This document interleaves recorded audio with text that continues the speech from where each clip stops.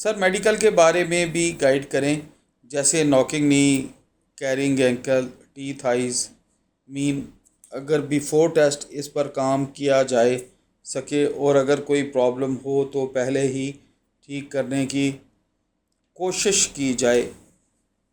Thank you sir. आप ये कह रहे हैं कि जो मेडिकल की प्रॉब्लम्स हैं डिफरेंट टाइप्स जो आपने इंडिकेट किए हैं, नी नॉकिंग है और बाकी हैं इस तरह की, उन पे कैसे किया जाए। इसमें जो इनिशियल रिहेबिलिटेशन प्रोसेस है ना, जो जिम में हो सकता है, जो रिहेबिलिटेशन वाले एडवाइस करते हैं वो तो मैं कर सकता हूँ, लेकिन प्रॉपर जो है ना डीप प्रोफेशनल अप्रोच वो तो कंसर्न डॉक्टर बताएगा। तो चलें, आइडिया अच्छा है, मेरी टीम नोट कर ले।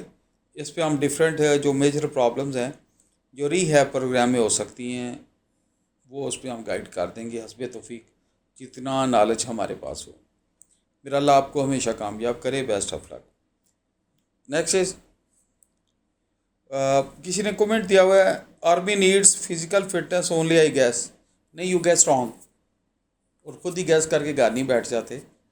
ये आपका गैस ठीक नहीं है बेटा। फिज़िकल फिटनेस के साथ आर्मी में बहुत ज़्यादा जेन होता है, पढ़ाई कराई जाती है, और एकेडमिक से लेवल पे भी आपको डिफरेंट कोर्सेज़ पे, मिलिट्री स्ट्रेटजीज़ पे टू मूव फॉरवर्ड आपको डिफरेंट कोर्सेज़ कराए जाते हैं कि सिर्फ फिज़िकल फिटनेस ही यकीनन। और आर्मी एक ऐसा प्रोफेशन है जो आपको 360 डिग्री अगर मैं कहूँ ना ग्रूम करता है आपकी personality, soft skill, strong skills, leadership skills, how to behave in tough environment, decision making कैसे करनी है, कंपोज कैसे कहना रहना है अंडर टफ एनवायरनमेंट्स। और फिर इसके अलावा मिलिट्री स्ट्रेटजी आ जाती है, मैप रीडिंग आ जाती है, प्रोफेशनल आर्म्स के कोर्सेज आ जाते हैं, number of courses, they are millions, बहुत ज़्यादा हैं। तो ये शायद आपने इंप्रेशन गलत कैरी किया हुआ है कि सिर्फ फिज़िकल फिटनेस होती है, साथ साथ आपको पढ़ना भी पड़ता है और आगे ज़िंदगी में रैंक के साथ साथ जिम्मेदारियों के साथ साथ ग्रो होने के लिए कंटिन्यूस पढ़ाई करनी पड़ती है। Because army makes you a practical soldier, practical officer, और वो प्रैक्टिकल ऑफिसर वक्त के साथ साथ ग्रूम होता रहता है, ग्रूम किया जाता है उसको। तो ये है बेटा। अगला कमेंट है, सर मैंने फ़र्स्ट ईयर की हुई है और मैं आर्मी ज्वाइन करना चाहती हूँ as a soldier, please reply कीजिएगा।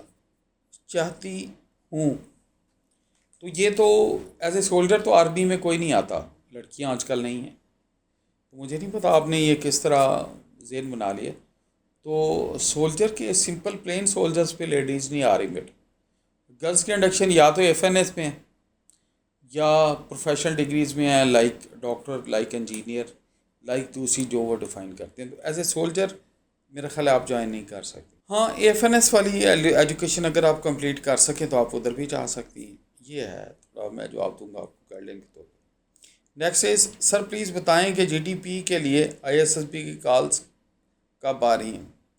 तभी आ रही हैं जब आपकी बारी आएगी, वेरी सिंपल। इसमें मैं कोई स्पेशल ऑफ मेरिट तो आपको बता नहीं सकता। देखिए, आईएसएसबी एक प्लान तरीके से काम करती हैं मिलिट्री फोर्सेस, जो ग्रुप्स बनते हैं, ग्रुप बना के पिछला कोर्स की क्लियरेंस चल रही होती है, बीच में फिर टाइम निकाल के आप लोगों को बुलाया जाता है। ये नहीं, साथ साथ एक रोटेशन होती है जो ऑटो पे लगी हुई है। तो कब आ रही हैं मैं इस पर कमेंट करना नहीं चाहूँगा। Next is, recently passed matric with 96% grade. ठीक है, आपने मैट्रिक पास कर लिया। सर मैं पाकिस्तान एयरफोर्स का एज एयरमैन ज्वाइन करना चाहता हूँ। सर प्रोसेस क्लियर है लेकिन मेडिकल में इशू हैं। पी कट्स एबोटम का आप डॉक्टर हैं, आपको इसका पता होगा। नहीं जी, मुझे इसका कोई पता नहीं।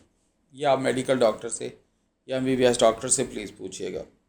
अगर मैं सर्जरी करवाता हूँ तो मैं 2 महीने, ये प्योर, बिल्कुल प्योर बेटा, मैं इसमें कमेंट ज़्यादा नहीं करूँगा, ना आपको मिसगाइड करूँगा। ये एक प्रोफेशनल सर्जिकल स्पेशलिस्ट या मेडिकल स्पेशलिस्ट आपको गाइड करेंगे, मैं वो क्वालिफाइड नहीं।